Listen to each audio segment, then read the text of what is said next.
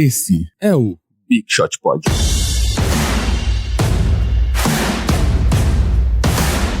Já chegou playoffs, calor no coração. Tudo bem, Big Shooters? MM Isidoro aqui. Hoje estamos remotamente, então não posso falar quem tá na minha frente e quem tá na minha direita, porque estamos, no mundo virtual, em frente, porém, baixo, estamos cima. no coração. Estamos no coração, é o que importa. Guilherme Pinheiro, tudo bem? Olá, gravando na terça hoje, né? Isso, um raro dia que a gente grava e lança no mesmo dia. Tudo por causa de Vavo Mantovani. Tudo bem, Vavo? Oi, tudo bom? Culpa minha, eu estava viajando nesse final de semana, fui ver a minha família em Porto Alegre para conhecerem o mais novo rebento, o Seu Romeu, e acabei voltando só ontem à noite, então a gente combinou de gravar hoje na terça-feira de manhã. Logo, o Marcel não vai ter almoço, pois vai ter que ficar editando esse programa. Ah, normal. Eu não sou Você dividiu o cômodo com a sua família dessa vez ou você fez como no Natal que você fica em outro andar pra ver NBA? Como é que funciona? Não, foi mais diferente. Eu fiquei na casa da minha avó, porque a minha avó ela tá numa clínica de recuperação e o apartamento dela tá livre. Então eu fui com a minha esposa e meu filho e fiquei na casa da minha avó. Tivemos nosso próprio Airbnb familiar. Ou seja, ele não dividiu nem o mesmo imóvel com a família. Tradicional, né? É o tradicional jeitinho Mantovani. Só pra lembrar, se você aí tem um espaço físico que o Vavo pode usar na sua cidade, manda pra ele aí, ou manda pra gente no @BigShotPod, no Twitter ou no Instagram. Nosso e-mail, bigshotpod@ampere.audio, e nosso site só BigShotPod, .com.br, né? Se você tá ouvindo a gente no YouTube, que legal. A gente sempre fica impressionado que você tá aí. E avisa pros amigos. Eu queria lançar uma campanha. Eu quero ser o maior podcast de basquete no YouTube. Eu quero atingir 5.000 assinantes até o final dessa temporada. Olha lá, polêmico. Então ajudem a gente. Ajudem vocês aí. Eu quero a ajuda de vocês pra gente atingir 5.000 assinantes até o final dessa temporada. Não precisa escutar, só assina. Então assina, liga o sininho, tudo isso que os youtubers pedem pra vocês. E vamos lá pros nossos destaques iniciais. Vavo, qual que é o seu destaque inicial nessa semana de playoff? Bom, o meu destaque inicial, eu já estava esperando os playoffs começarem para fazer, porque quando foi confirmado que o LeBron James não iria disputar os playoffs depois de 13 anos seguidos disputando, muita gente veio com aquela história de como era a NBA a última vez que LeBron James não disputou os playoffs, e aí ficava contando coisas antigas da NBA lá de 2005, né, que foram os últimos playoffs que ele não tinha disputado. Só que eu decidi levar essa brincadeira um pouco mais adiante.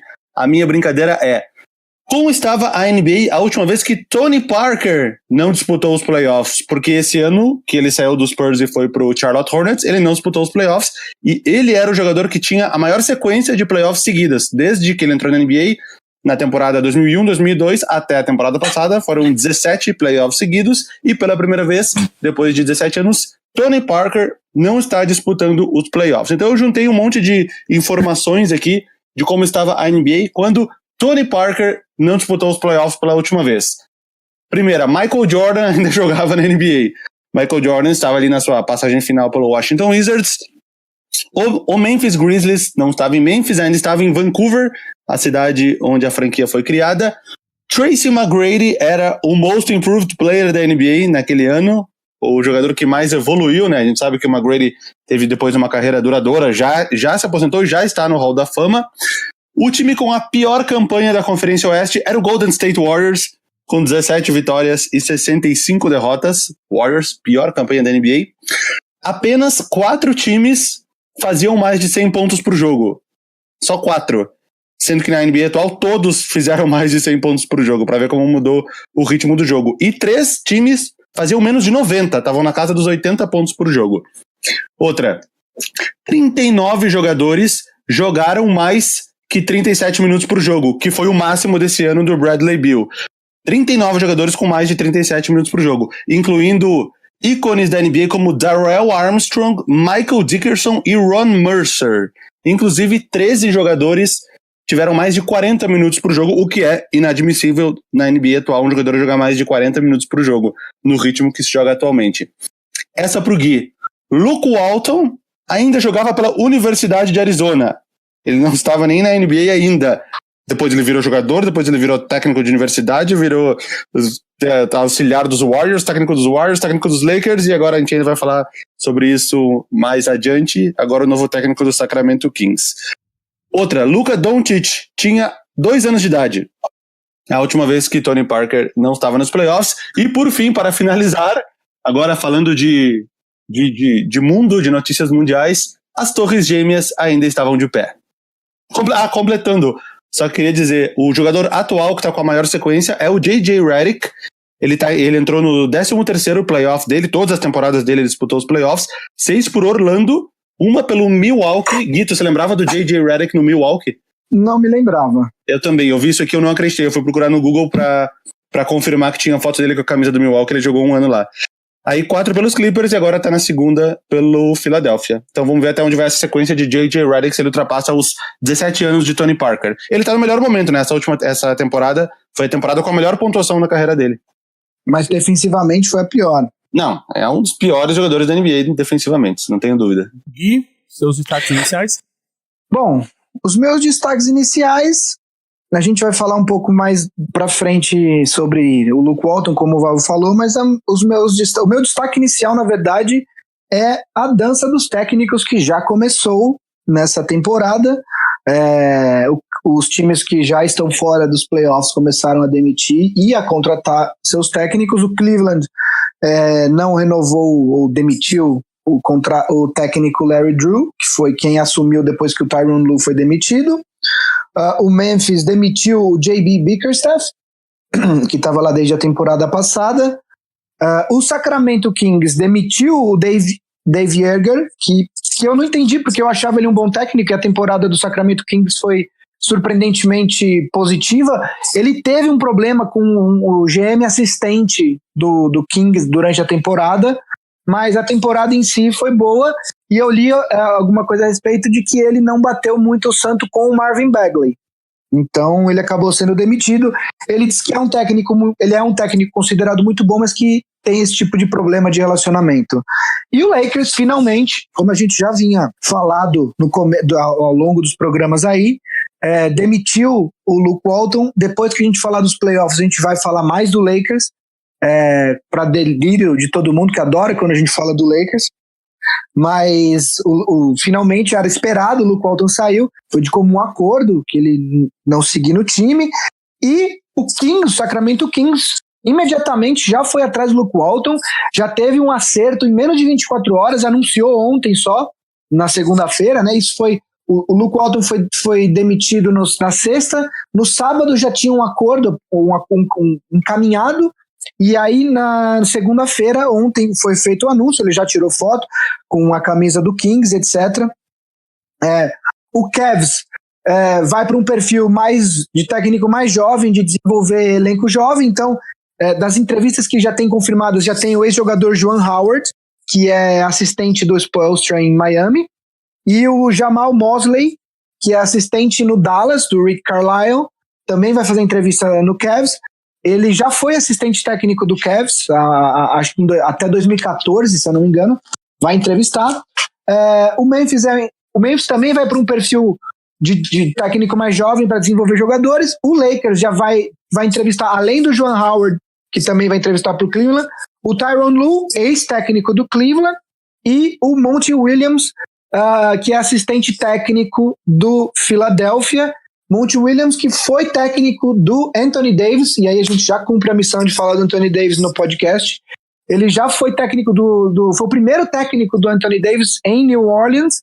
Depois ele foi assistente técnico no Spurs. Ele perdeu a esposa dele num acidente, e aí ele ficou 1 ano sem trabalhar. E agora eu não lembro se foi antes dele ir pro Spurs ou se foi depois do Spurs, mas ele perdeu a esposa dele, ficou 1 ano sem trabalhar. Agora ele está trabalhando de assistente técnico do Brett Brown em Filadélfia. Né? Quer saber como eu sou velho? Eu me lembro do draft do Monty Williams pelo Knicks. Bom, eu acho que foi em 94 ou 95, mas eu lembro que era a época que eu colecionava os cards, eu tinha o card do Monty Williams Rookie. Depois, quando a gente falar da série do Houston, eu vou lembrar, eu estava numa discussão com alguns torcedores do Lakers americanos ontem, conversando com eles, E eu vou puxar um fato também que é triste de lembrar, porque você vê que o tempo passa. Para terminar, os técnicos, essa dança dos técnicos ainda não acabou. Existem técnicos que apesar de estarem nos playoffs, correm risco de demissão após a temporada, dependendo de como os times deles forem nos playoffs. 2 para citar. O Brett Brown, do Philadelphia, que eu até... logo num dos primeiros programas do Big Shot Pod, eu falei que ele poderia ser demitido ao final dessa temporada, dependendo de como fosse o resultado. Ele vem sendo muito contestado em Filadélfia. E um outro é o Billy Donovan, em OKC. Teve um começo de temporada muito bom, mas o time realmente embicou para baixo na segunda metade. Tudo bem que teve a lesão do Paul George, mas ele também corre riscos. Para terminar, o Instagram do Big Shot Pod, o tênis da semana passada, que é toda quinta-feira, eu postei o tênis da Li-Ning, Way of Wade, que é a linha do Dwayne Wade, o primeiro tênis da linha do Wade pela Li-Ning, que é uma empresa chinesa. O Wade tem um acordo vitalício, e eu postei justamente porque quarta-feira havia sido o último jogo do Wade, com presença do LeBron, do Carmelo e do Chris Paul na arquibancada, né? Então, o último tênis foi o Li-Ning. Quem gosta de tênis, entra no perfil do Big Shot Pod, porque você vai ver muitas histórias de tênis que a gente gosta de postar lá. E falando em tênis aí, eu tenho um destaque inicial, que é a gente, no já clássico episódio com Forlani, aqui a gente falou de filmes de basquete, e sempre comentamos aqui, quando falamos de LeBron James, que o Lakers o tenha, sobre o Space Jam 2. E lendo esses dias as notícias sobre cinema, sobre o mundo do entretenimento, saiu uma matéria falando que o Space Jam 2 está com problemas para assinar outros astros do basquete, exatamente por causa dos contratos de tênis, de material esportivo. Então, para quem não sabe, o Space Jam, o original, com o Jordan, ele foi inspirado numa série de comerciais da Nike dos anos 90. Até o próprio diretor desses comerciais foi o cara que dirigiu o Space Jam original. Então, o filme ele é muito linkado com a Nike por causa disso. Aí, hoje, o LeBron, que tem contrato com a Nike, ele tá estrelando o filme, mas só que ele não estão conseguindo nenhum dos outros grandes caras, porque o Curry tem contrato com a Under Armour, se não me engano, vários dos outros grandes nomes têm contrato com a Adidas, então eles... Resumindo, ninguém quer se juntar ao LeBron, assim como no Lakers, é isso? Exatamente, então ele tá com o mesmo problema que ele tem no Lakers, ele tem agora no filme, que prometeram pra ele astros e fama e não conseguiram entregar. Não, então, mas se serve de consolo, no primeiro Space Jam, vários dos jogadores não eram astros da NBA, né?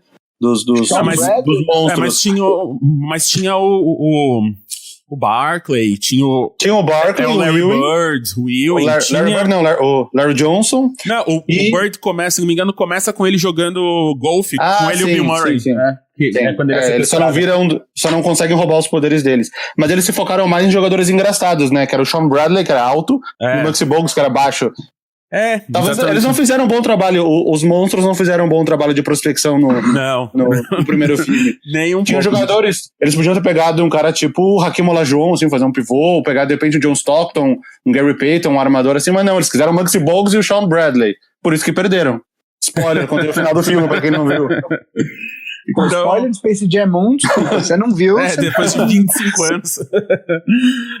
mas só que é isso, então, acho que a gente já falou bastante aqui sobre também a importância da vida fora a quadra dos jogadores, né, e como isso influencia, pra você ver a importância também desses contratos, que às vezes os caras só não podem fazer, ou querem fazer alguma coisa e não podem, porque a vida deles tem muitos poréns, né? É o porém da franquia, é o porém do patrocinador, é o porém da família, várias coisas que estão acontecendo aí.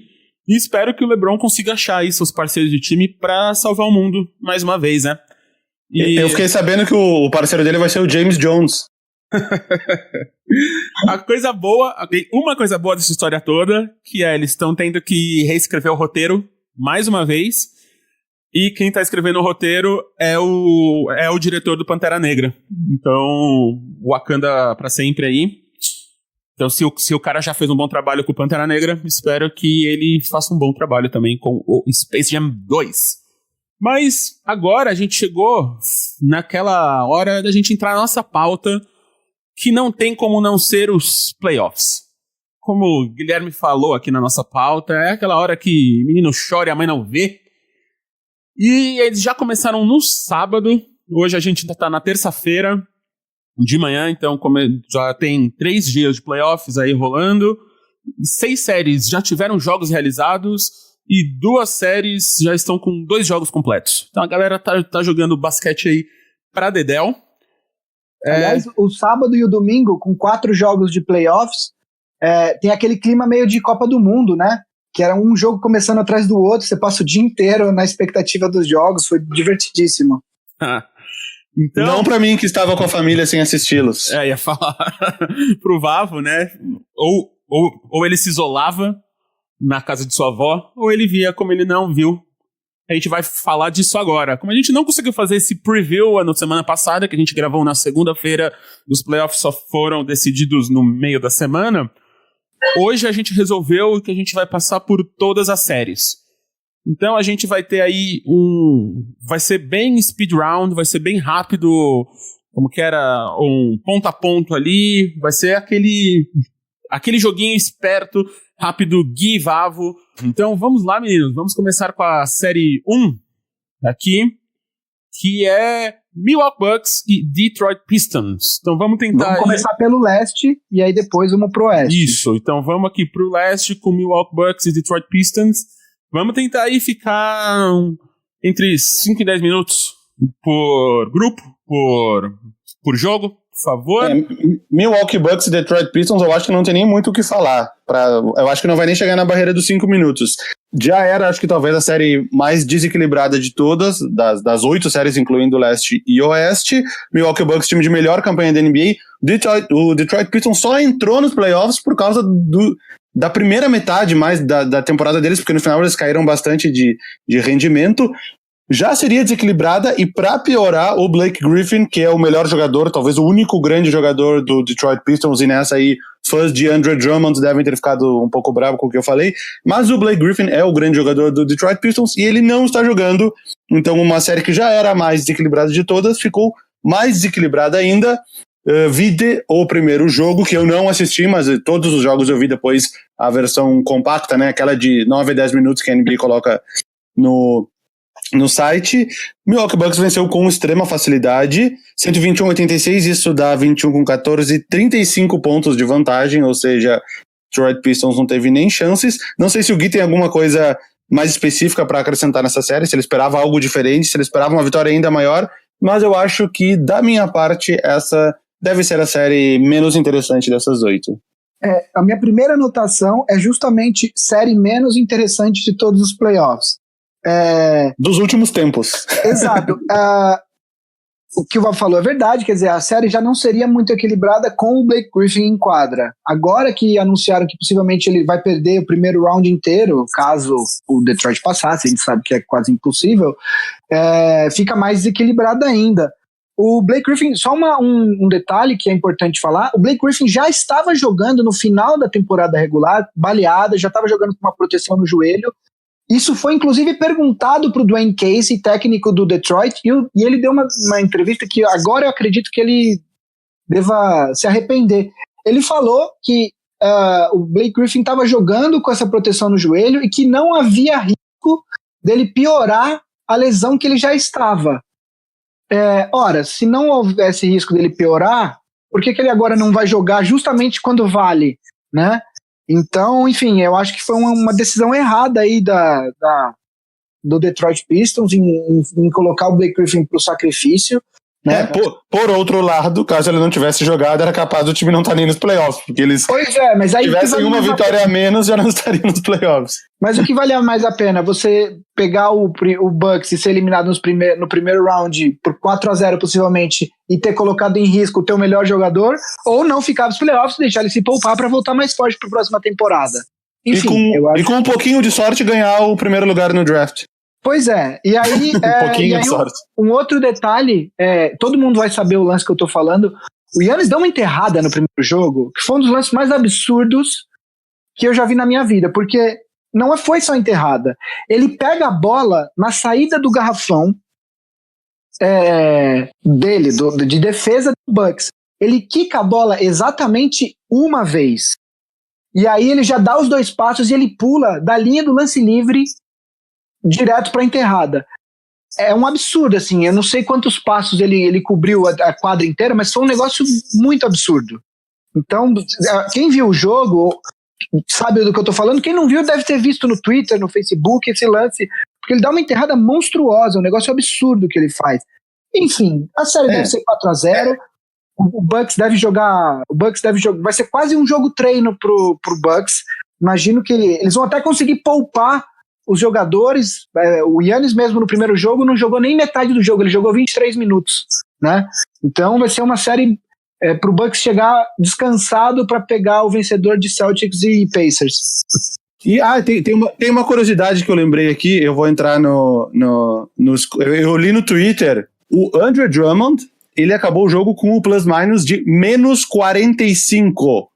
Menos 45. Nos momentos que o Andre Drummond estava em quadra, o Detroit Pistons perdeu por 45 pontos. E eu li que era a pior marca dos últimos 20 anos, ou dos últimos 30 anos, ou desde que eles computam isso. Foi a pior plus-minus em um jogo de playoffs dos últimos 20 ou 30 anos. E o Wayne Ellington, que acabou com menos 41, também estava ali no top 10 como as piores marcas de plus-minus em um jogo de playoffs. Lembrei disso que eu li em algum lugar, não sei se foi no Reddit, no Twitter, mas estava de curiosidade que o Drummond era o pior plus-minus dos últimos muitos anos. Pra gente deixar claro os palpites, né? Vamos deixar cada série. Aqui, meu palpite é varrida do Bucks, acredito que o do Vavo seja o mesmo, né? O meu é 5-0 pro Bucks, de tão fácil que vai ser. Segunda série aí do leste, Toronto Raptors e Orlando Magic. Bom, eu vou começar. A gente vai intercalando aí o Vavo, cada um começa uma vez. A primeira coisa que me chamou a atenção, depois que o Magic ganhou, o Raptors, em jogos número 1 de playoffs, tem um recorde de 2 vitórias e 14 derrotas. É impressionante o que acontece com o Raptors nos playoffs, né? De qualquer forma, é importante, eu já vi muita gente no Twitter falando em torontada, que o Toronto sempre amarela e tal. Vamos com calma nessa hora, né? O LeBronto.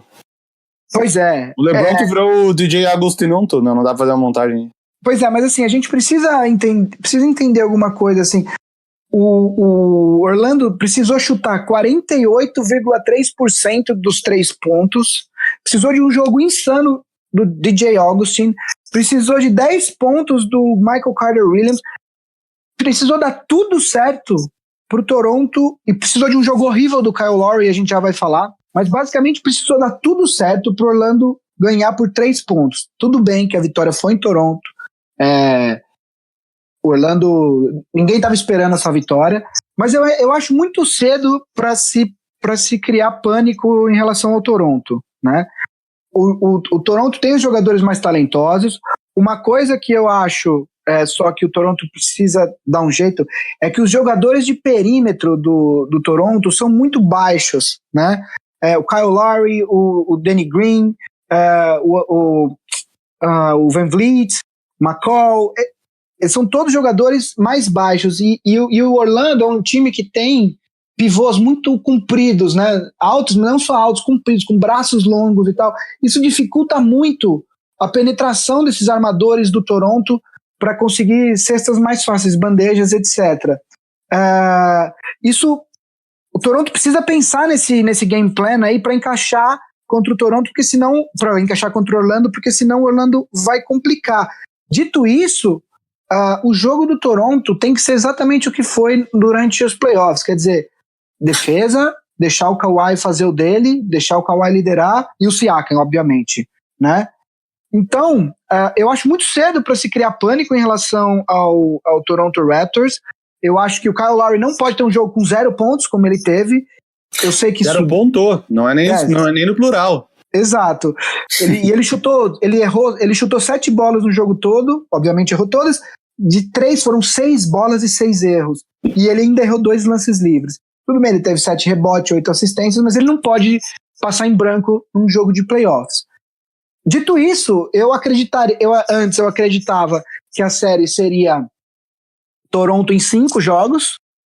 Agora, por conta dessa vitória do Orlando, eu vou mudar minha posição, eu vou para Raptors em 6 jogos.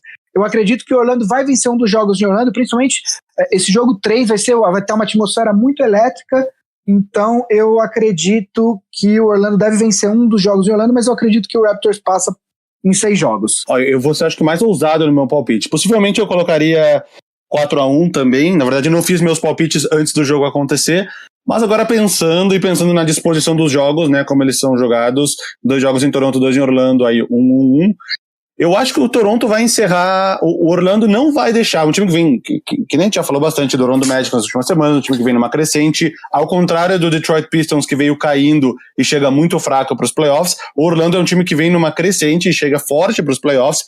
Eu acho que eles não vão querer cair dentro de casa, então a possibilidade que sobra é 4-3 para o Toronto. Eu acho que no jogo 6 em Orlando, eu acho que o Orlando chega até lá, no caso ele precisaria vencer um dos 2 jogos em casa, enfim, para a série ficar 2-2, chegar no jogo 5, que eu acho que o Toronto vence.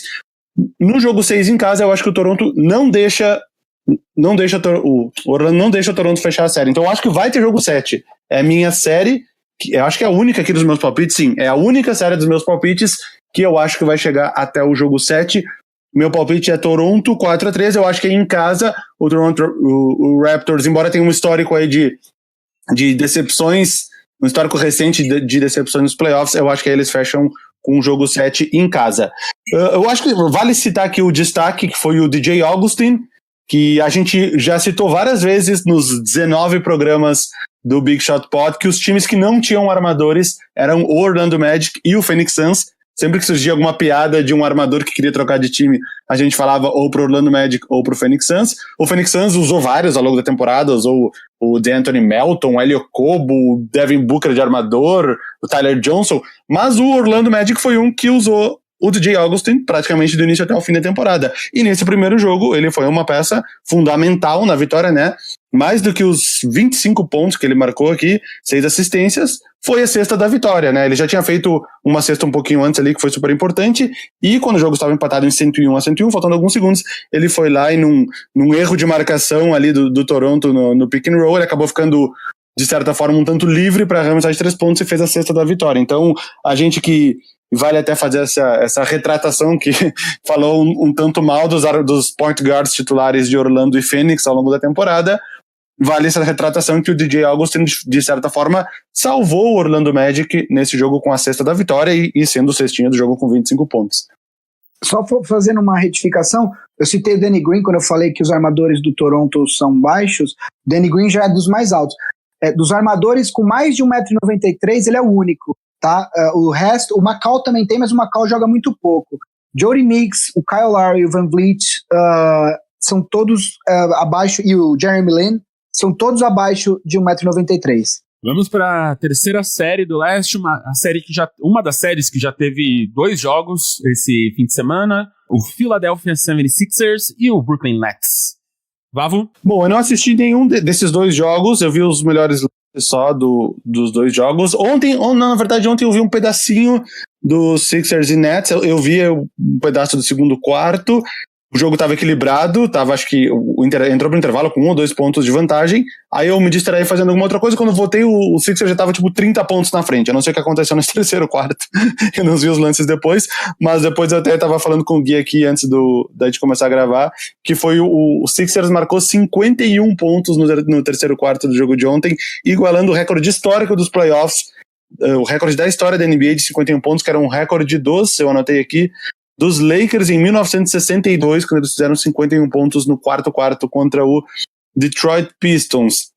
Essa série ela foi uma das que começou de forma surpreendente, porque um time que é um seed 3, normalmente, eu imagino que na maioria das vezes, não sei a porcentagem, mas vence mais do que perde jogos contra o seed 6. O Nets não era um time que vinha numa crescente, que nem o Orlando Magic, era um time que estava meio estabilizado ali no final da temporada, muito pelo calendário difícil que eles tiveram ali, enfrentando muitos times fortes. Eles não conseguiram, talvez, embalar uma sequência de vitórias muito grande, mas conseguiram manter essa vaga nos playoffs, que eles estavam ali meio que enrolando desde o início da temporada em torno do 5º, 6º, 7º lugar. Não era esperada essa vitória do Brooklyn Nets no primeiro jogo, mas eles fizeram uma partida muito sólida. O Gui já tinha comentado do match do Sixers com o Nets no programa passado, no retrasado, que poderia ser um adversário ruim para o Philadelphia, pelo o modo do Nets jogar, muitos arremessos de 3 pontos e tudo mais. E esse jogo, que eu vi o compacto, o Nets foi bem soberano durante o jogo, ele abriu uma certa vantagem, foi administrando essa vantagem do início até o fim, e os Sixers meio que não tiveram chance, não teve aquele momento que o Sixers falou, tá, agora é a hora de virar, agora vamos tudo pra cima. O Brooklyn meio que manteve o jogo sob controle, esse é o primeiro jogo, e no jogo de ontem, aí o jogo foi parelho até o intervalo, que nem eu falei, e no terceiro quarto, os Sixers fizeram tantos pontos que fizeram o último quarto ser praticamente inútil na partida, e só o pessoal do Garbage Time que jogou. Então, como o Vavu já adiantou, semana passada eu havia falado justamente sobre o problema do matchup que o Nets criaria para o Sixers. O primeiro jogo dessa série foi exatamente uma ilustração do que eu havia falado semana passada. No primeiro jogo, o Sixers chutou 42,3% de 3 pontos, foi 11 arremessos de 26, e o Nets, perdão, e o Sixers chutou 12%, foi 3 de 25, basicamente um desastre da linha dos 3 pontos no primeiro jogo. E aí o Nets foi lá e roubou essa vitória em Filadélfia. O Ben Simmons, ele teve um jogo muito ruim nessa primeira partida, ele sumiu, ele não fez, acho que não chegou a fazer 10 pontos, e aí ele fez um triple-double no jogo de ontem. O Philadelphia fez bons ajustes, tanto defensivos quanto ofensivos, e aí o jogo do Simmons apareceu no jogo de ontem. Só que tem alguns problemas que me preocupam com relação aos Sixers. Em primeiro lugar, esse time do Sixers, eu vi uma estatística que com os 5 titulares, considerados os 5 titulares, Redick, Tobias Harris, Jimmy Butler, Joel Embiid e Ben Simmons, eles jogaram um pouco mais de 10 jogos essa temporada. É muito pouco. E esse time, a sensação que a gente tem é que ele ainda não se encontrou. Na hora que o bicho pega, quem é o cara que tem muita gente que poderia decidir o jogo, mas me parece que ainda não está definido internamente quem é o cara. Fala assim, olha, se tiver o jogo parelho, a gente vai pro Embiid ou vai pro Butler. O Butler pode ser esse cara, mas o Embiid também pode ser, e aí pode criar esse problema. Enfim, isso é um dos problemas. A outra coisa é que me parece que tem alguma coisa errada com o Joel Embiid. O joelho dele não tá bom, ele toda hora tá com gelo, e assim, joelho não melhora se você não parar, e obviamente que ele não vai parar, né? Tem que ver como que vai ser a progressão do Embiid nos próximos jogos. Uma outra coisa é justamente essa oscilação do Ben Simmons, né? O Ben Simmons, que basicamente foi nulo no primeiro jogo, e aí faz um triple-double no segundo jogo, isso pode criar Como você vai se planejar sem saber o que o jogador vai entregar, né? E aí tem uma outra coisa que é, quanto mais o Nets conseguir arrastar essa série, melhor para eles, porque o Nets é um freelancer nesses playoffs, nessa série. O Nets não tem obrigação nenhuma, o Nets joga absolutamente tranquilo em relação ao Sixers, porque a temporada do Nets já foi um sucesso. Ninguém esperava o Nets estar aí e estar jogando bem. Então, quanto mais eles conseguirem arrastar essa série, mais a pressão em cima dos Sixers, e o time dos Sixers é um time que a gente já viu que em grandes jogos, em momentos importantes, é um time que está suscetível a sucumbir à pressão. Então, o time do Nets, como eu havia falado, vai até onde os armadores do time, e aí eu tô falando do Russell, do Dinwiddie e do LeVert, e a gente pode colocar nessa conta o Harris, que joga de small forward, mas que é um belo chutador de 3. O time do Nets vai até onde esses caras conseguirem carregar eles. Eles foram muito bem no primeiro jogo. No segundo jogo, o Dinwiddie fez 19 pontos, mas o Russell já fez menos pontos, fez 16, o LeVert fez 13, enfim, já teve um jogo um pouco pior, o Harris fez apenas 4 pontos, e aí foi esse passeio do Sixers. Vai ser uma série muito legal, os jogos em Brooklyn vão ser muito legais, acho que a atmosfera vai estar bastante intensa, e aí vamos ver como é que o time do Sixers reage. De qualquer forma, eu ainda aposto no Philadelphia, acredito que em 6 jogos. Se chegar em 7, eu não sei, eu vou falar pra você que pra mim é meio a meio. O meu palpite que eu anotei aqui foi em 6 jogos, né? No caso, a Philadelphia fechando em Brooklyn. Que nem tu falou, a atmosfera vai ser sensacional. O Nets não joga os playoffs desde 2015, né? Então, 3 anos de ausência, na verdade. E eu acho que eles vão com tudo nesses jogos, mas eu acredito que eles não tenham...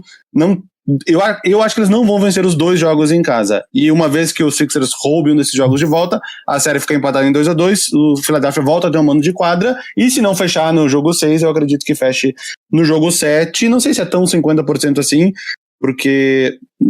Bom, se bem que Philadelphia em casa, com o pessoal vaiando que nem vaiou nesse primeiro jogo, Pois é capaz de ser uma cilada esse jogo. Eu não tinha pensado nisso, agora que tu falou, é capaz de ser uma cilada esse jogo 7 em casa, de repente um início meio ruim ali de primeiro, segundo, quarto, a torcida acaba se voltando. Isso acontece muito no futebol brasileiro, né? O cara tá jogando em casa, a torcida vaia tanto que o fato de jogar em casa acaba sendo pior do que jogar fora de casa. Mas ainda acredito que pelo basquete, pela qualidade dos jogadores, Philadelphia deve fechar essa série. Então vamos para a última série do leste, Boston Celtics e Indiana Pacers. Gui? Bom, vamos lá. O Boston continua fazendo a sua campanha de altos e baixos nessa temporada. O time oscilou muito ao longo da temporada regular. Vem de uma sequência positiva nas últimas 2-3 semanas. O Gordon Hayward vem mostrando, tá chegando perto de ser aquele Gordon que a gente viu no Utah. Nessas últimas 3 semanas ele vem melhorando a atuação dele, ele vem jogando com mais segurança, eu acho que no próprio corpo. Eu acho que quando você volta de uma lesão muito grande, rola aquele período em que você tem medo de se machucar, que você inconscientemente ainda não confia muito bem no teu corpo, e aí com o tempo você vai recuperando essa confiança. A série é muito engraçada porque são 2 times com defesas muito fortes. Isso se refletiu no primeiro jogo, né? O Indiana, a gente chegou a falar do Indiana há 2 ou 3 programas atrás. Eu estava falando que justamente fazendo o contraste do Indiana com o Portland, né? O Indiana, uma das melhores defesas da temporada, com o Portland, que era um dos melhores ataques. E isso ficou evidente nesse primeiro jogo. O jogo foi 84-74, eu li no Twitter quando o jogo acabou, não vou lembrar exatamente qual a estatística, mas que foi uma das menores somas de pontos, acho que da temporada inteira, por conta dessa batalha de defesas.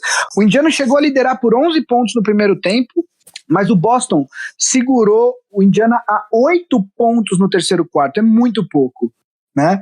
Então, esses jogos de baixa pontuação vocês podem esperar que isso deve ser mais ou menos a regra dessa série, né?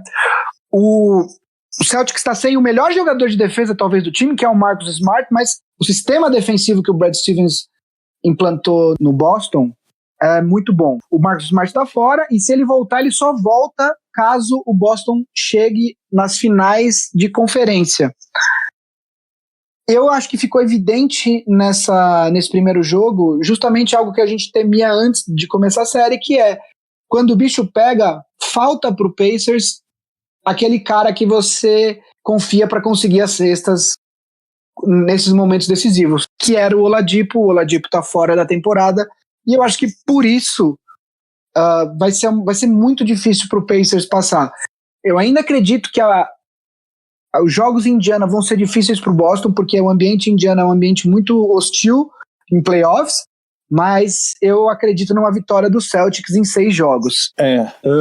Eu coloquei o Celtics em 5. Eu acho que eles vencem esses primeiros 2 em casa, roubam um dos 2 jogos em Indiana e fecham em casa no 5º jogo. Não deixam chegar até o jogo 6 em Indiana. A ausência do Oladipo, que já tá fora há um tempo, até voltando um pouco dos nossos episódios atrás, quando o Oladipo se machucou, o Pacers estava em 3º, e a gente falava o tempo inteiro, vai ser ultrapassado pelos Sixers e pelos Celtics, vai ser ultrapassado pelos Sixers e pelos Celtics. Foi, mas demorou muito mais do que a gente imaginava, porque o time conseguiu meio que encontrar uma fórmula de jogar sem o Oladipo, pegou o Wesley Matthews na free agency, depois que ele foi trocado do Dallas pro Knicks, pensado pelos Knicks, o Pacers foi lá e pegou ele, meio que foi um substituto não ao nível, mas um substituto, vamos dizer, ok, para o lugar do Victor Oladipo, e o time conseguiu se manter ali entre os 5 primeiros, acabou perdendo o mando de quadra, mas eu acho que numa série de playoffs com o Boston Celtics, ao contrário do ano passado, quando vários jogadores do Celtics estavam na sua primeira ida aos playoffs, estavam ainda adquirindo experiência, nesse ano, Jason Tatum, Jaylen Brown, eles já estão nos seus segundos playoffs. No seu segundo playoff, como é que eu falei isso? Não sei. E então eles já usam essa experiência do ano passado. Falou da lesão do Marcus Smart, o substituto dele, quem é? Justamente o Jaylen Brown, que foi uma das peças fundamentais do Celtics para chegar nas finais do leste do ano passado, que eles acabaram perdendo em casa no jogo 7 lá pro LeBron e pros Cavs, mas enfim. O Jaylen Brown é um substituto, vamos dizer, à altura para o Marcus Smart, embora nesse primeiro jogo ele não tenha ido tão bem, que ele fez apenas 2 pontos em 28 minutos, então um desempenho um pouco aquém do que ele, e um plus-minus de -3, uma vitória de 10 pontos, mas um desempenho um pouco aquém do que ele foi no ano passado, mas eu acredito que a ausência do Marcus Smart nessa série específica, sem um Oladipo, que seria o cara que ele iria marcar, não é tão grande a ausência do Marcus Smart quanto seria se tivesse um Oladipo sem o Marcus Smart para marcar. Dito tudo isso, eu acredito que o Boston Celtics, que nem eu falei no início da minha observação, vai vencer essa série por 4-1. Vamos para o Oeste. Estávamos esperando esse momento do Oeste, desde o começo a gente falando que a série do Oeste ia ser quente, ia ser forte, ia ser uma delícia. Então, na primeira série aqui, uma série que também já teve 2 jogos desde sábado, Golden State Warriors, o atual campeão, com Los Angeles Clippers, a série que está empatada. Vavo, qual que é a sua previsão para essa série? Eu acho que vale mais falar do jogo de ontem. O primeiro jogo foi um clássico, o jogo dos Warriors, que aconteceu muitas vezes na temporada. O outro time consegue, no caso os Clippers, consegue manter um equilíbrio até certo ponto. No final eles acabam abrindo uma vantagem um pouco maior. Acabou aqui, quando é que foi o jogo? 121-104, é isso? Acabei não anotando isso, aqui. 121-104 pro Warriors. Eu não sei se tem muito o que falar desse jogo. Eu acho que a gente tem mais a falar do jogo de ontem, que foi um dos jogos mais espetaculares dos últimos tempos nos playoffs. Eu acredito que, por ser um jogo mais tarde, por ser numa segunda-feira, um jogo num horário que começou, se não me engano, 11h30 aqui no nosso horário do Brasil, acabou 2 da manhã, muitas pessoas pararam de assistir o jogo no meio, no instante que o Warriors abriu uma vantagem muito grande. A vantagem chegou a ser de 31 pontos, no instante que estava 94-63, se não me engano. Eu digo isso porque quando eu acordei, eu vi o compacto de 15 minutos do jogo, porque eu fui uma das pessoas que não viu o jogo até o final também, por achar que o jogo já estava decidido.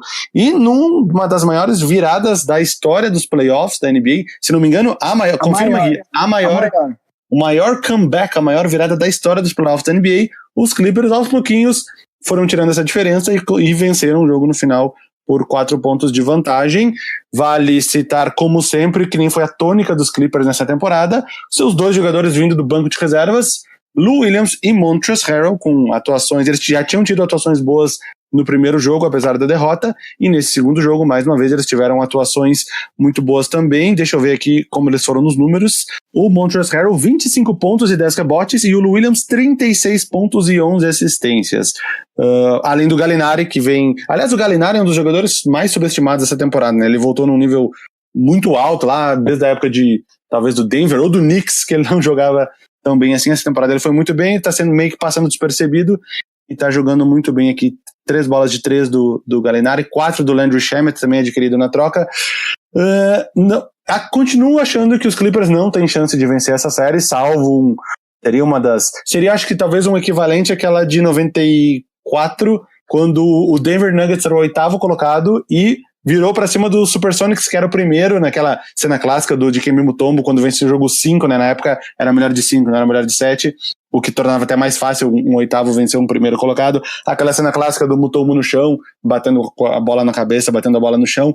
Eu acho que numa série de 7 jogos isso se torna ainda mais improvável.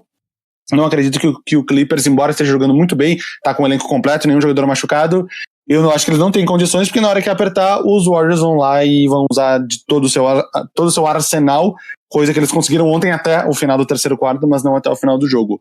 Vale fazer uma observação também que logo no início do jogo, com 3 minutos, o DeMarcus Cousins saiu machucado, acredito, eu vi a cena, mas eu não vi as implicações depois. Não deve voltar nos playoffs. Na série, eu vi que foi alguma coisa na coxa. Não. Para os playoffs. Ele teve, parece que, a expectativa é que ele vai fazer, ele parece que ele teve uma lesão no quadríceps, tem uma foto até que mostra o quadríceps dele numa posição absolutamente estranha, pode ser apenas um estiramento, mas pode ter sido um rompimento, e aí ele não volta para os playoffs, que seria muito triste para ele, né?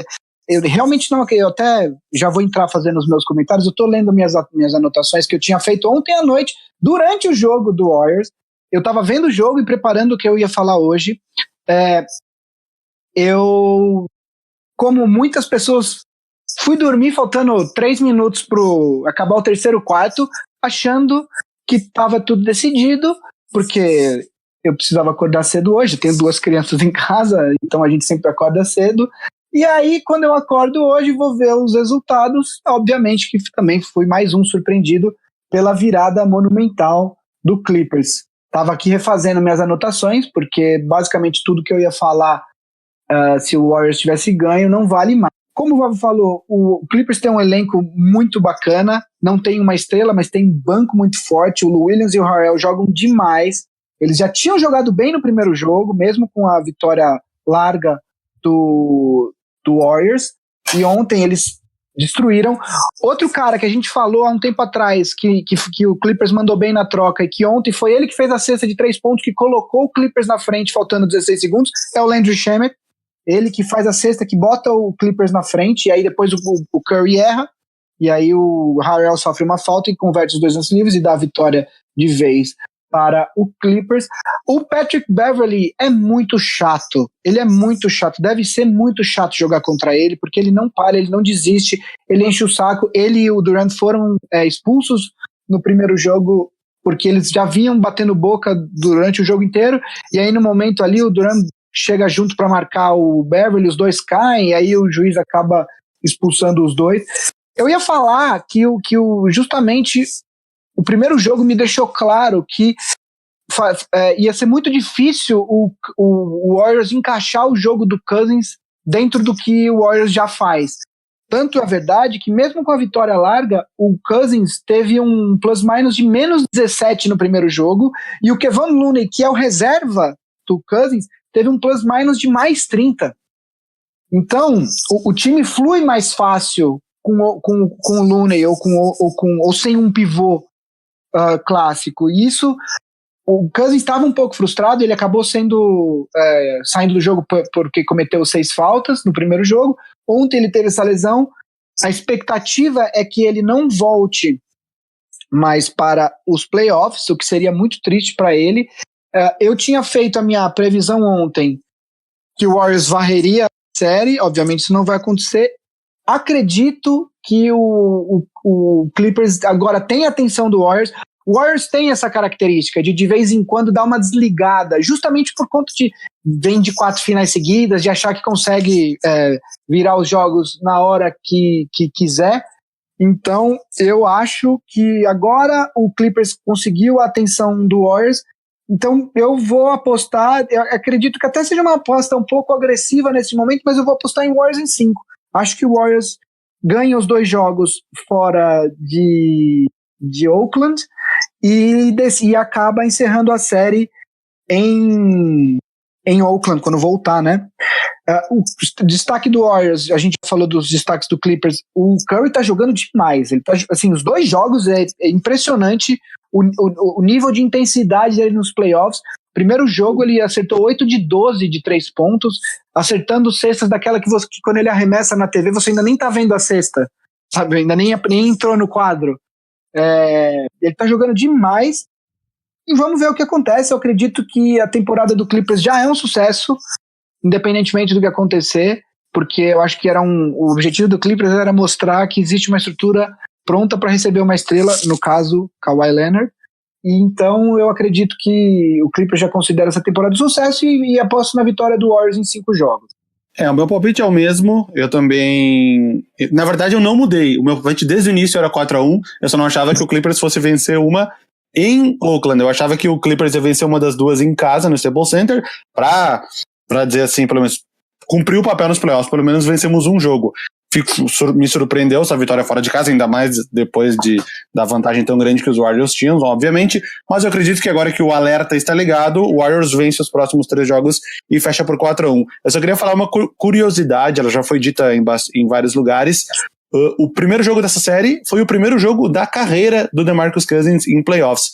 9 temporadas, depois de 9 temporadas e 565 jogos de temporada regular, foi o primeiro jogo de playoffs do DeMarcus Cousins, e logo no segundo ele já se machucou no início, e se o que o Gui falou acontecer, talvez ele encerre com 2 jogos de playoffs ao término dessa temporada. A música de Breaking News, tô lendo aqui um artigo do Chris Haynes no Yahoo Sports, saiu há 20 minutos atrás, falando que a expectativa é de que o DeMarcus Cousins realmente não volte, mas que existe um leve otimismo de que ele talvez possa voltar nas finais, caso o Warriors chegue nas finais.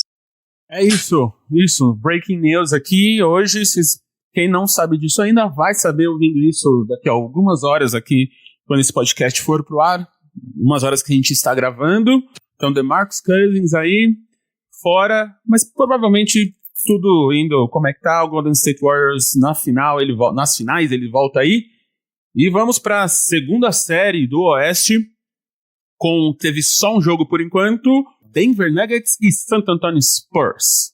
Bom, a gente respondeu uma pergunta alguns programas atrás, justamente de um torcedor do Nuggets, perguntando por que existia tanta desconfiança ao redor do Nuggets, se era por conta apenas de experiência em playoffs ou se tinha alguma outra questão. E a gente falou que basicamente a maior dúvida era sobre a falta de experiência nos playoffs. Que você começa a confiar num time quando você vê ele superar essas barreiras e aí a gente começa a confiar nesse time. E aí o Denver vai lá e pega o time que tem mais experiência em playoffs, são 22 temporadas seguidas chegando em playoffs, né? E aí, no primeiro jogo, de certa forma, o Nuggets valida essa preocupação que boa parte da imprensa tem com relação a eles.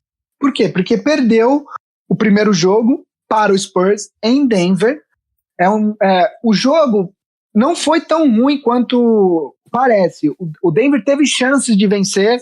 Até o final, o Jamal Murray perde uma oportunidade grande no final do jogo, e aí o Spurs acaba confirmando a vitória. Então também não é ainda caso para desespero dos torcedores do Nuggets, mas é isso, o time ainda não foi testado. Como esse time vai responder se essa série chegar a 6, 7 jogos, né?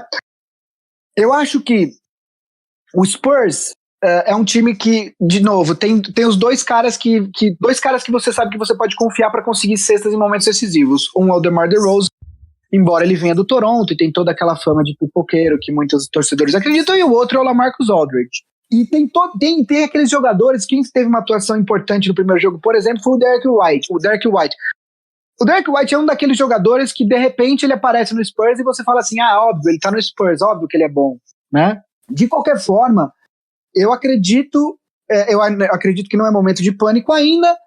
E uma observação que eu queria fazer, que eu até queria dividir com o Vavo, obrigatoriamente, um dos finalistas do Oeste vai ser Denver, San Antonio, Portland e Oklahoma. Um desses 4 estará na final. E aí eu olho para esse time do San Antonio e falo, eu vou apostar contra o San Antonio e a favor de um desses 3?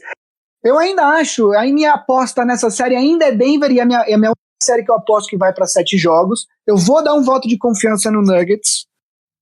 Mas quando você olha para o cenário e fala que um desses 4, Denver, San Antonio, Portland e Oklahoma, vai estar na final, é muito difícil não apostar no San Antonio. Dá vontade, justamente por isso, porque é um time que sabe o que está fazendo, está acostumado a jogar playoff, que não se desespera, que tem toda essa calma.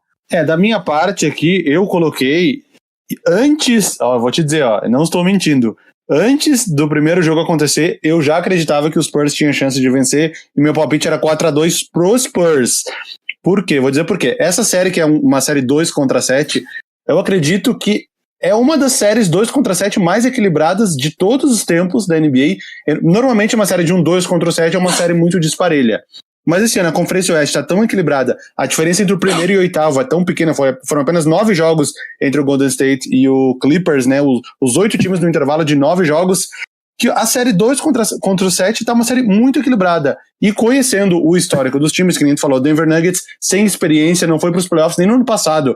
Todos esses jogadores, Gary Harris, Jamal Murray, Nikola Jokic, todos eles estão na sua primeira série de playoffs. Enquanto o San Antonio, por sua vez, já tem uma experiência de playoffs, mesmo com o DeMar DeRozan chegando agora. Ele já é um cara que jogou muitas vezes os playoffs pelo Toronto Raptors, embora não tenha tido muito sucesso. LaMarcus Aldridge, muitos playoffs. Obviamente, Greg Popovich, 22, falou? Isso, 22 temporadas seguidas. 22 playoffs seguidos. E aí do banco a gente tem Rudy Gay, experiência. Patty Mills está no San Antonio há muito tempo. Bellinelli, muitos playoffs de experiência. O meu palpite é 4-2 para os Spurs. Eu acho que eles fecham em casa no jogo 6. Para isso acontecer, eles teriam que vencer um jogo fora de casa. E isso já aconteceu logo de cara no primeiro jogo. Então, mesmo que o Denver vença o próximo e empate 1-1, eu acredito que o Spurs consiga vencer os dois em casa, abrir 3-1, de repente perde o jogo 5 e fecha no jogo 6 em casa. Esse é o meu palpite. E quanto ao que tu falou de escolher o San Antonio Spurs dentre os 4 possíveis finalistas da outra metade da Conferência Oeste, uma coisa engraçada, acho que a gente se recusa a não colocar o OKC como um dos favoritos, embora eles tenham dado muitas amostras que eles não estão jogando bem. Se não fosse aquela cesta do Paul George de 3 pontos no último lance contra o Rockets na última rodada, eles tinham caído para 8º lugar e as séries teriam sido todas diferentes, né? O próprio Denver teria caído para 3º, o Rockets teria sido 2º, Golden State teria pegado o OKC, enfim, a combinação de jogos seria toda diferente. Se não fosse aquela cesta de 3 do Paul George, eles não teriam ficado nem em 6º lugar. Ano passado a mesma coisa, né? Eles acabaram caindo, eles ficaram em 4º lugar, mas era meio que um empate entre um monte de gente ali, eles estavam meio com a mesma campanha do 7º, enfim. A gente ainda vai falar do OKC. Voltando, meu palpite 4-2 pro Spurs, acho que eles fecham em casa no jogo 6, em cima do inexperiente Denver Nuggets. Desculpa, torcedores dos Nuggets. Agora, a gente vai pra penúltima série do Oeste, que é o Portland Trail Blazers e o Oklahoma City Thunder. Vavo? Bom, na temporada regular, não sei se vocês se lembram ou vocês sabem, o OKC varreu o Portland Trail Blazers, né? Venceu os 4 jogos em cima de Portland. Muito por causa disso, todo mundo estava colocando o OKC, assim como eu falei da série 2-7, essa é uma série 3-6 também muito equilibrada. E muitas pessoas estavam colocando o OKC como favoritos, não só porque a gente se recusa a não acreditar que um time que tem Westbrook e Paul George não é melhor que um time de um Portland Trail Blazers, mas também pela lesão do Yusuf Nurkic, que é uma das principais peças do time, ofensivas e defensivas. Ele tem o Enes Kanter jogando no lugar dele, mas ele é um jogador que muito mais de um lado de quadra, né? Ele é muito bom ofensivamente, mas ele é um jogador muito fraco defensivamente. O meu palpite, eu coloquei, eu fui na onda de todo mundo, e antes da série começar eu tinha colocado 4-2 para o OKC. E para isso acontecer, depois que o Portland venceu o primeiro jogo, o OKC teria que vencer 4 dos próximos 5 jogos. Eu não sei mais se isso vai acontecer, sendo que eles perderam o primeiro. Mas eu vou seguir com o meu palpite inicial. Eu acho que o OKC fecha em 6 jogos. Vou acreditar que eles conseguem roubar esse jogo em Portland, ou o próximo jogo, né, o jogo 5 em Portland, e acho que eles conseguem vencer os 2 jogos em casa. Vou manter o meu plano inicial. Mas eu já não sei, né? Porque o Paul George ele já deu mostras que o ombro dele já não tá tão bem, já tava com um gelo enrolado. Ele jogou o jogo praticamente completo aqui, olhando no box score, foram 43 minutos do primeiro jogo, mas deu amostras que talvez o ombro dele já não esteja tão bem. 4 de 15 para 3 pontos, aproveitamento de menos de 27% nos 3 pontos. Ele teve uma atuação boa, 26 pontos ele marcou, mas talvez eu devesse reconsiderar esse meu palpite, mas eu vou manter o meu plano inicial. Eu me recuso a acreditar que um time que tem Paul George, Russell Westbrook, Steven Adams, Dennis Schroeder vindo do banco, um dos melhores 6º homens aí da NBA, eu me recuso a acreditar que esse time não vai vencer uma série contra o Portland Trail Blazers sem um dos seus principais jogadores machucado, que não vai voltar tão cedo. Esse é o meu palpite, 4-2 ao OKC. Bom, a primeira coisa que eu gostaria de destacar é a importância de um front office competente que esteja prestando atenção nas oportunidades de mercado durante a temporada. O Enes Kanter veio de graça para o Portland no mercado de buyout, depois que ele fez o buyout com o Knicks, e no primeiro jogo ele teve 20 pontos e 18 rebotes. Tudo que o Portland precisava depois da lesão do Nurkic era de alguém que conseguisse ser esse terceiro marcador, né? Porque você tem 2 marcadores, pontuadores consistentes com o Lillard e com o McCollum, e você precisa desse terceiro pontuador que consiga te dar aí, dependendo do jogo, de 12 a 20 pontos né, para ajudar o time. O Kanter, ofensivamente, ele consegue. Defensivamente, ele não tá no nível do Nurkic, mas ele também não é um zero à esquerda. E ofensivamente, ele consegue entregar isso. Ele teve 11 rebotes defensivos na primeira partida, 7 ofensivos. Jogou muito bem, foi o maior plus-minus do time. Ele teve mais 15 nessa primeira partida. Eu acho que... preciso falar do Dame Lillard, que é um jogador... Embora a gente tenha falado dele há 2 programas atrás, quando a gente destacou justamente o Portland e o Pacers, é um jogador que é extremamente subestimado, eu acredito, por estar em Portland, um time com menos publicidade. Ele estaria no meu... Se eu tivesse voto ao prêmio de MVP, eu acredito que ele seria o 4º ou 5º no meu ballot. Os jornalistas lá, quando eles votam, eles mandam uma lista de 5, né, do 1º ao 5º, e aí soma-se a pontuação, e aí o MVP é decidido através da pontuação, não em quem tem mais votos de primeiro lugar. Ele estaria no meu ballot, acredito que em 4º ou 5º lugar, acho que até em 4º. A lesão do Paul George é algo que preocupa muito. Paul George, depois desse jogo, ele deu uma entrevista falando que ele, desde o jogo contra o Houston, que ele acertou um game winner, faltando pouquíssimo tempo, ele não conseguia levantar o braço acima da linha do ombro. Então, assim, preocupa demais essa lesão, porque Paul George hoje é o principal jogador do Oklahoma. Se o Paul George não tiver 100%, vai ficar muito difícil. O Blazers vem de uma sequência muito forte nos últimos... No final da temporada regular. Eu tava vendo, o Blazers teve o 4º ou melhor 5º recorde da liga toda desde que virou o ano, né? Desde 2019, né? Então vem numa sequência muito forte. E eu vou falar pra você, o meu palpite nessa série é a vitória do Portland. Acredito que em 6 jogos, muito por conta da lesão do Paul George. Se a lesão do Paul George for séria, como pode ser, não sei, não sabemos ainda, eu até apostaria em Portland em 5. Não, se a lesão dele for séria, eu aposto até na varrida. Eu tô contando que o Paul George vai continuar jogando. Mas eu realmente acredito e vou dizer mais. Eu falei no comentário da série anterior que é muito difícil não apostar no Spurs, mas desses 4 times que eu falei, o meu favorito para estar na final de conferência hoje é o Portland, porque eu acho que o combo Lillard-McCollum, o que o Kanter está oferecendo, o Mo Harkless defensivamente é muito importante para o que faz o Portland.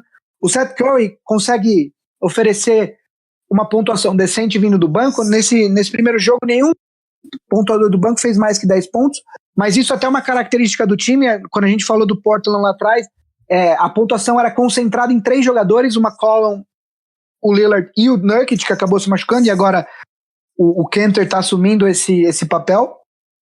Então, eu acho que o Portland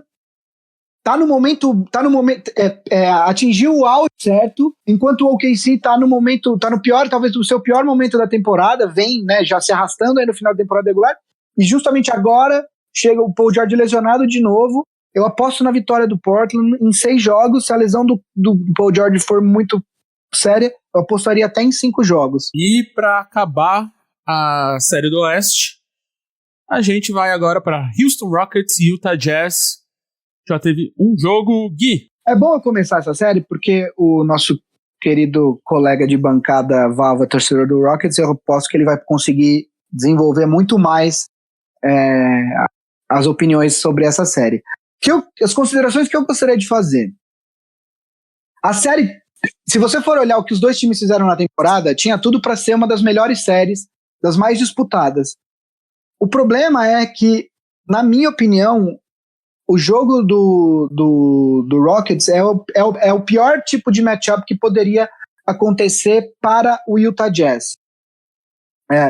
O Houston tem um jogo que a qualquer momento eles conseguem ter 2 ou 3 bons condutores de bola na quadra e leitores do jogo, do que a defesa oferece. e aí eles conseguem, e é um time de bons chutadores, então quando você tem caras que conseguem tanto criar para si o próprio arremesso, quanto para outros jogadores, e conseguem fazer essa leitura muito rápida, eles conseguem pontuar muito, como é a característica do Rockets, tanto arremessando de longe, quanto abrindo possibilidades para que alguém faça a infiltração. O Harden, inclusive, ele está cada vez melhor nesse negócio de ler o jogo, de entender o que a defesa tá mostrando para ele. O Jazz no primeiro jogo tentou fazer o que o Bucks tinha feito num confronto que eles tiveram no final da temporada regular, de basicamente plantar alguém do lado esquerdo do Harden, até abrindo espaço para que ele avance e tente a infiltração sozinho, mas bloquear o lado esquerdo para que ele não vá para o lado esquerdo, ele é canhoto, né? O Bucks conseguiu fazer isso de uma maneira efetiva naquele jogo, mas o Jazz não conseguiu fazer isso no primeiro jogo da série.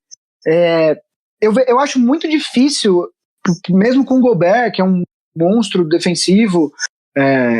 Eu até vi um comentário em um podcast, uma expressão que eu gostei: existem sistemas defensivos e existem jogadores como o Rudy Gobert, que por si só já é um sistema defensivo.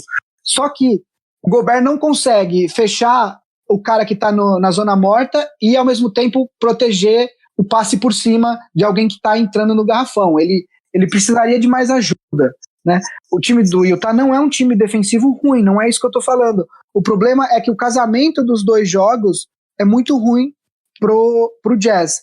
Então, por conta disso, eu acredito que o Rockets vai vencer em 5 jogos de série e vai passar para enfrentar. E aí, uma outra coisa, o Rockets deu muito azar, quer dizer, perdeu jogos que em tese não deveria ter perdido, outros times ganharam, e aí o Rockets ganhou, acabou caindo na 4ª posição, e se passar, muito possivelmente nós teremos uma eventual final antecipada. Eu odeio falar isso, mas é o que todo mundo vai considerar com certeza, uma eventual final antecipada de conferência na semifinal entre Warriors e Rockets. Uma última consideração que eu gostaria de fazer, que é o que eu já dei um alerta no começo do programa, sobre o Vavo falou de drafts antigos, de lembrar do draft do Monty Williams. Eu estava numa discussão com torcedores do Lakers, ontem, conversando a respeito de draft, e ele estava falando, um deles estava defendendo que o Zion tem que ser a primeira escolha, e tinha um falando que não, que dava para considerar outro. E aí eu virei para eles e falei assim: olha, eu tenho 35 anos, vocês não devem lembrar, mas eu lembro. Na época do draft do LeBron, existiam pessoas na imprensa de respeito que defendiam que a primeira escolha deveria ser o Darko Milicic. E aí o cara falou sério? Eu falei, peraí. Aí eu fui procurar notícias.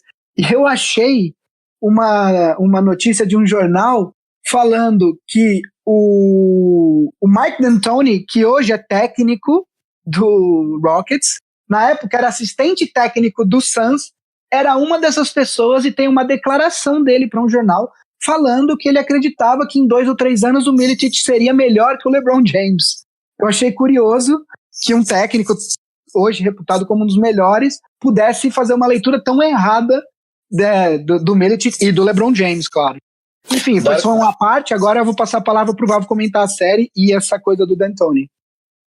Na verdade, essa série, quando acabou a temporada passada e ia começar essa, todo mundo esperava que Rockets e Jazz, muitas pessoas, a grande maioria, colocava Warriors, Rockets e Jazz como possíveis primeiro, segundo e terceiro colocados do Oeste. Isso não aconteceu por quê? Por causa do início muito ruim dos dois. Chegou um ponto na temporada, e não um ponto muito no início da temporada.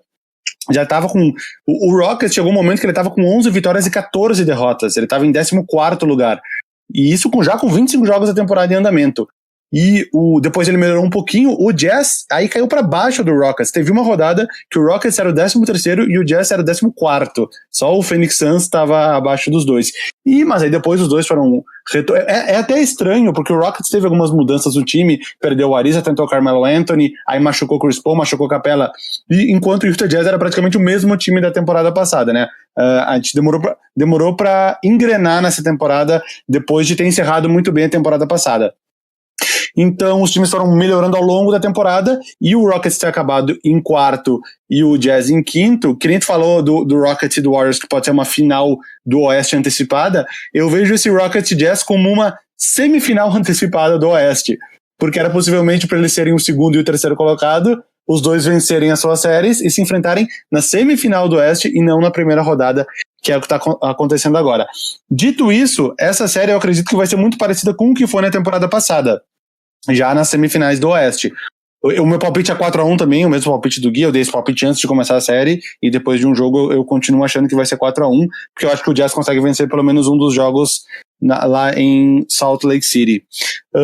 Esse matchup ele fica muito confuso, principalmente pro Gobert. Na temporada passada, eu não assisto tantos jogos assim do Utah Jazz, mas eu assisto alguns ao longo da temporada, e sempre bateram muito na tecla que o Rudy Gobert é o melhor jogador defensivo da NBA, com sobras, é o voto da grande maioria das pessoas, ao que tudo indica vai vencer esse ano mais uma vez o prêmio, e eu foquei muito no Gobert nessa série dos playoffs contra o Rockets na temporada passada, que eu vi todos os jogos, acredito que eu tenha visto todos os jogos, não lembro exatamente.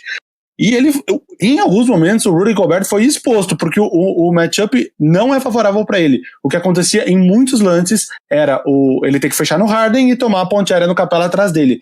Isso fazia com que o Capela teve uma série estupenda. Ele meio que fez mais pontos, mais rebotes e mais tocos que o Gobert em praticamente todos os jogos na série do ano passado. O Rudy Gobert acabou sendo um pouco exposto, não porque ele seja um jogador defensivo ruim, obviamente ele é um dos melhores da NBA, e vendo jogos de temporada regular do Utah Jazz, a gente pode confirmar isso, mas o matchup, o jeito que o Rockets joga não é favorável. Talvez o Jazz tenha se dado mal nisso, e foi aquele arremesso do Paul George também, porque se tivesse entrado o arremesso do Paul George, o Rockets teria ficado em segundo, e o Portland teria sido o quarto, não o terceiro. E um confronto entre Portland e Utah Jazz talvez fosse mais favorável pro Jazz. Eles se deram mal naquele arremesso do Paul George no último jogo. Eu acho que vai ser, que nem eu falei, 4-1 pro Rockets, um cenário muito parecido com o da temporada passada. Na temporada passada, o Jazz roubou o jogo 2, né, na verdade. O jogo 2 em Houston eles venceram, e aí o Rockets venceu os 2 jogos em Utah para fechar em 4-1 em casa. Eu acho que vai ser muito parecido com o ano passado. O Jazz deu esse azar de não ter começado a temporada muito bem, e deu esse azar do Rockets não ter começado muito bem também, senão o Rockets era para estar lá em cima e eles teriam pegado um adversário mais fácil. Infelizmente eu acho que não vai dar para o Utah Jazz. Eu, como torcedor do Rockets, acredito também que o time deve passar. Não que os jogos vão ser fáceis, embora esse primeiro tenha sido 32 pontos de diferença, mas acho que a série em si talvez não tenha tantas complicações quanto teria talvez se o Rockets enfrentasse um OKC ou um Spurs. Então é isso, gente, fechamos as 2 conferências, as 8 séries dos playoffs. Se você concorda com a gente ou não, manda aí pra gente saber no @BigShotPod no Instagram ou no Twitter, BigShotPod@ampere.audio, nosso e-mail, ou nos nossas arrobas pessoais na rede social. No fim do programa aqui a gente fala cada uma, mas tem muita emoção aí, muita coisa para rolar antes das finais. Os jogos estão bons, as coisas estão rolando, tem viradas históricas, tudo que a gente queria de um bom playoff. Mas a vida não é só coisa boa, né? A gente tem o lado da luz e o lado da escuridão. E estamos aqui hoje com Guilherme Pinheiro, mais uma vez, para abrir seu coração em relação ao seu querido... É tipo um lançamento abusivo, né? Los Angeles Lakers. Gui, o que aconteceu desde que Magic Johnson pediu para sair, hein? Bom, vamos lá. A gente vai fazer aquele momento que muita gente gosta, falar do Lakers. O pessoal fala, mas vocês só falam do Lakers. Não é verdade. E assim, você vai falar, mas você fala do Lakers só porque o podcast é seu? Sim, é meu, eu que escolho. É brincadeira, claro. É porque o Lakers está fazendo um esforço muito grande para se tornar a franquia mais mal administrada da liga, né? E além disso, a gente tem pode não ser atualmente o melhor jogador, mas é o maior em termos de tudo que ele representa, jogador da liga, que é o LeBron James, que está lá passando por esse momento. Aconteceu que na terça-feira passada, no dia que a gente lançou o episódio 19 do Big Shot Pod, aliás, estamos comemorando 20 episódios hoje. Parabéns, amigos, chegamos lá. À noite, um pouco antes do último jogo do Lakers na temporada, O Magic Johnson, em uma coletiva surpresa, porque não estava marcada, ele chega para os repórteres e fala que vai dar entrevista, e ele anuncia que ele estava pedindo demissão, estava saindo, deixando o cargo de presidente de operações do Lakers. E a entrevista toda foi muito surreal, tanto por conta dos argumentos dele, quanto pelo fato de que ele fala na entrevista que ele não teve coragem de comunicar a Jeannie Buss, que é dona do time, a quem ele mesmo diz que considera uma irmã. Ele não teve coragem de falar pessoalmente com ela, ou seja, ela fica sabendo através da imprensa que ele está saindo do cargo. E aí os argumentos que ele usa é que ele não estava feliz, que ele não podia tweetar sobre outros jogadores por conta das regras de tampering da NBA. Ele comenta que ele tinha uma vida ótima antes, que ele vai voltar para essa vida ótima. Ele fala que está muito feliz, ele está deixando o Lakers e fala que está muito feliz. Mas ao mesmo tempo ele fala que ele é super leal a Jeannie, que ninguém é mais leal a Jeannie Buss do que ele. Foi uma entrevista muito contraditória, enfim, foi muito surreal, como tem sido as coisas no Lakers. E um dos comentários que ele faz nessa entrevista é que ele estava incomodado com as traições e as facadas pelas costas que ele vinha enfrentando desde que ele assumiu o cargo no Lakers. Esse comentário, ele obviamente não citou nenhum nome, mas parece ter sido endereçado ao Rob Pelinka, que é o General Manager do Lakers, né? Logo nas primeiras 4 horas, a expectativa é de que o Pelinka também fosse demitido pela franquia. Porque, além do Magic Johnson não ter endossado o trabalho dele na entrevista, quando perguntam para o Magic Johnson sobre o Pelinka, ele fala assim, essa é uma decisão da Jeannie Buss. Só que foi uma entrevista em que ele falou de tudo menos do Pelinka. Ele fala, isso eu não vou falar. Então, a expectativa é de que ele fosse demitido por conta do Magic e também por conta de que começaram a vazar histórias, boatos, tá? Em nenhum momento vazou alguma coisa concreta a respeito do Pelinka, mas de que tanto os managers de outras franquias quanto os agentes de jogadores não suportavam o Pelinka e enfim, deram a entender de que ele não é um cara muito querido ao redor da liga. O que dificulta muito se esse cara é o seu general manager, né? Alguns dias depois, o Luke Walton acaba sendo demitido e dos argumentos do Magic para não ter falado com a Jeannie Buss é que ele fala que ele não gostaria de se indispor com a Jeannie Buss demitindo o Luke Walton porque ele sabe que ela gosta muito do Luke. Me parece uma grande mentira, porque a Jeannie Buss já tinha dado autorização para que o Magic demitisse o Luke Walton. O Luke Walton foi demitido, já foi contratado no Sacramento Kings, como a gente falou no começo do programa, e o próprio Pelinka está conduzindo as buscas por um novo técnico do Lakers. O Lakers vai entrevistar, como eu disse também, o Juwan Howard, o Tyronn Lue e o Monty Williams. Talvez possa aparecer outros candidatos para serem entrevistados, mas a questão é a seguinte: o Lakers perdeu o presidente de operações. Faria muito mais sentido você primeiro contratar um presidente de operações, esse presidente de operações decidir se ele vai manter o Pelinka ou não, e aí esse cara ser o encarregado de substituir o Pelinka, se ele assim quiser, e contratar um técnico.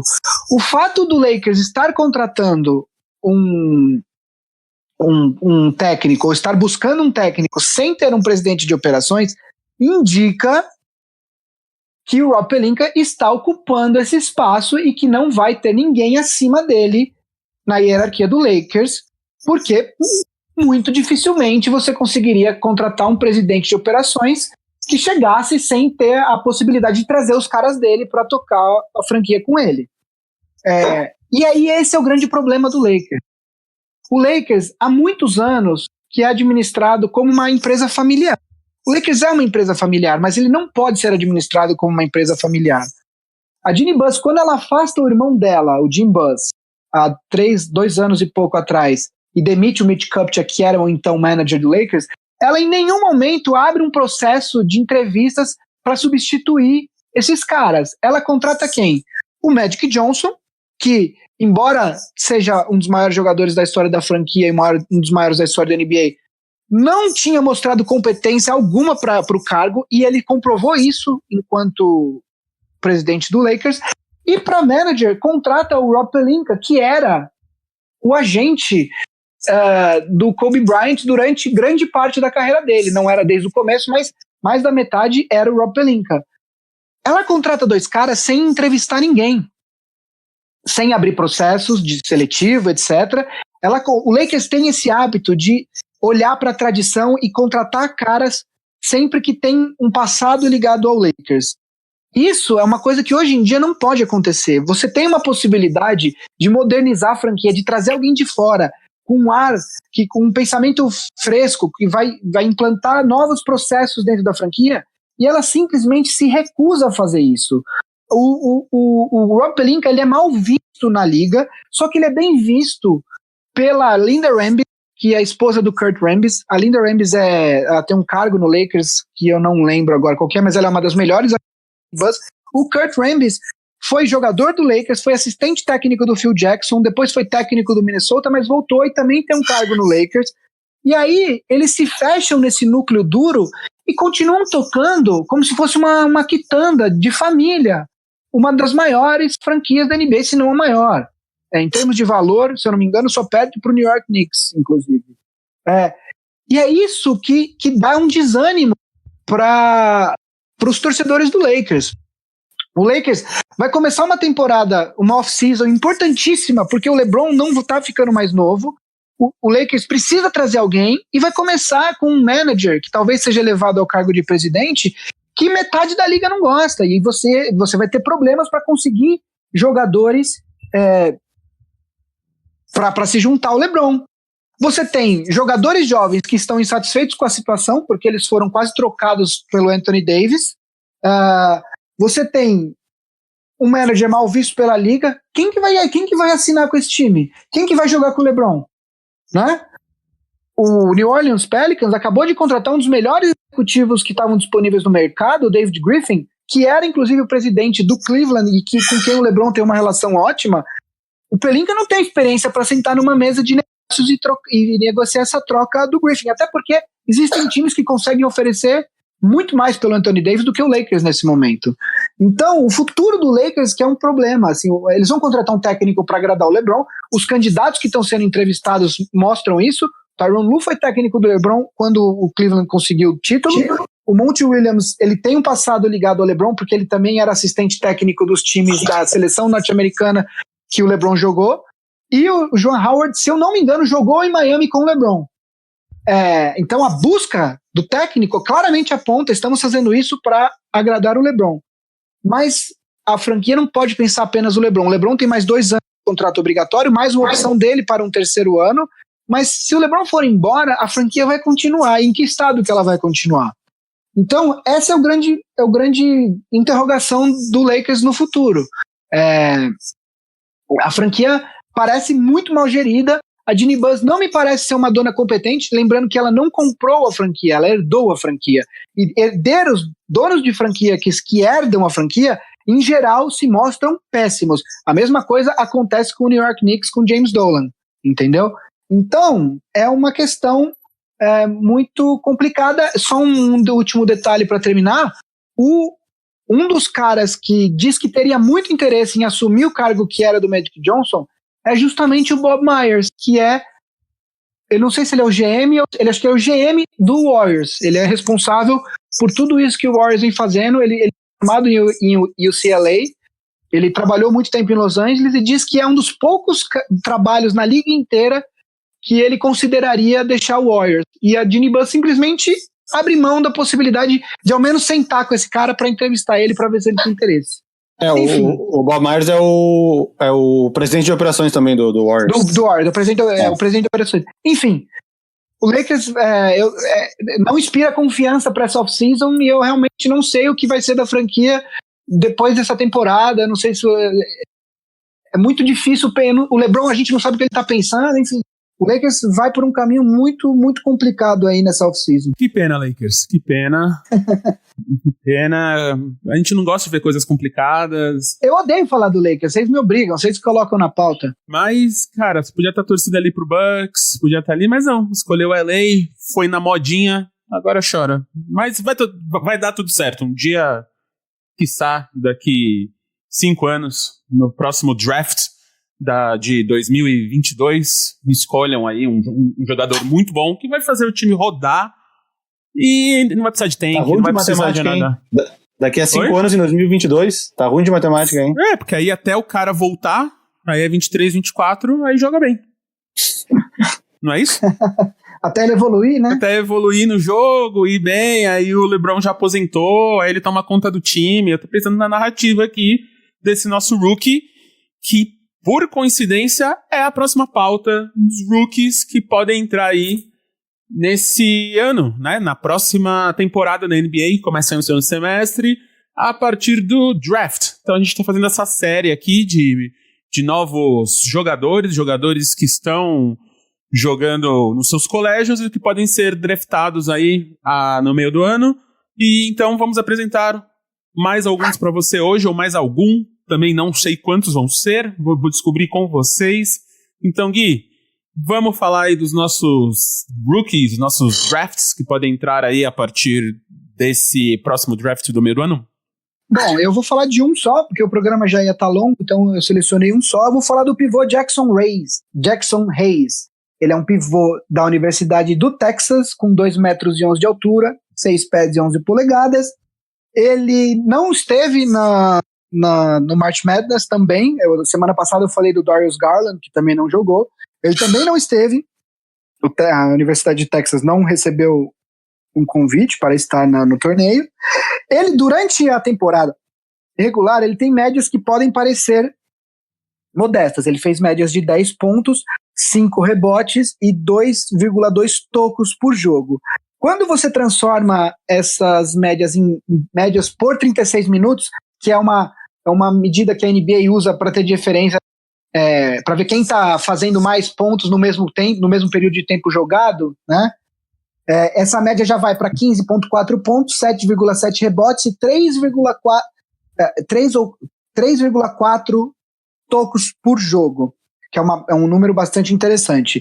Ele é um pivô, eu também falei do Bol Bol há um tempo atrás, que tem um range maior de arremesso, mais longa distância. O Hayes não é esse cara, ele é um cara que joga mais perto da tabela. Ele teve 72,8% de aproveitamento nos arremessos, mas os arremessos dele são quase todos enterradas ou próximos do aro, né? Ele é um cara que mostrou uma evolução muito grande ao longo dessa temporada. Ele entrou na temporada como o 112º prospect na lista, né? Ele era de classificação dos melhores prospectos para o próximo draft e foi evoluindo, e hoje ele já é considerado ali, o range dele nesse draft, pelos mock drafts, ali entre 7º e 15º, até ali ele deve sair por volta dessa área.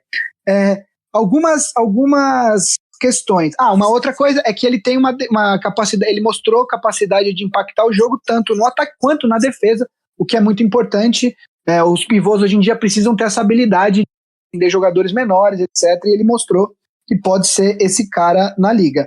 Algumas questões. Ele tem um frame, um porte físico que preocupa alguns times, quer dizer, saber se ele vai aguentar a fisicalidade do jogo na NBA, principalmente sendo um pivô que joga ali dentro, né, batendo o corpo o tempo todo contra outros jogadores grandes. Ele teve uma lesão também, ele jogou, existe um outro torneio, o NIT, que é um torneio que jogam alguns times que não se classificam para a March Madness. Ele jogou, ele teve uma lesão, tudo indica que essa lesão não vai prejudicar o status dele no draft, mas é algo que também os scouts levam em consideração. Muitos scouts que também consideram ele o melhor pivô dessa classe de draft, e ali a disputa está entre ele e o Bol Bol. O Bol Bol teve uma lesão. O Bol Bol, ele entra o ano como o melhor pivô da classe, considerado como o melhor pivô, mas ele teve uma lesão, jogou pouquíssimos jogos, e aí, então, o Hayes é considerado por muitos o melhor pivô dessa classe, sem considerar aí, por exemplo, algumas pessoas que consideram que a melhor posição para o Zion Williamson na NBA vai ser small ball 5, jogando ali, a comparação para ele é um Draymond Green, mas com mais potencial até. Então, enfim, ele pivô clássico mesmo, o Jackson Hayes é considerado por muitos o melhor desse draft. Então é isso, Jackson Hayes aí provavelmente vai entrar em um grande time no próximo draft, para a felicidade do Gui, espero que ele vá pro Lakers, se não, vai jogar contra e vamos ver ele na quadra de qualquer jeito. Chegamos assim ao fim de mais um programa, o fim de mais uma pauta. Normalmente essa é a hora que a gente fala do jogo da semana, do Vavo e do Gui, mas como é playoff, todo jogo é bom, todo jogo tem que ver, todo jogo tem que acompanhar, talvez outra virada histórica, talvez não saberemos, só saberemos se assistirmos. Então assiste aí o jogo, a gente vai estar acompanhando do lado de cá, e tem notícia, as coisas acontecem, a notícia já vai pro ar. Então fica de olho nas nossas redes, no @BigShotPod, no Twitter ou no Instagram. Tem sempre um resuminho ali do que aconteceu em cada série, comentários das jogadas enquanto elas estão acontecendo dos jogos. É bem real time a coisa, é quase ESPN aqui. Então segue a gente lá. Se quiser mandar um e-mail comentando alguma coisa, bigshotpod@ampere.audio, vai estar na descrição, como escreve Amperes, pra quem não sabe.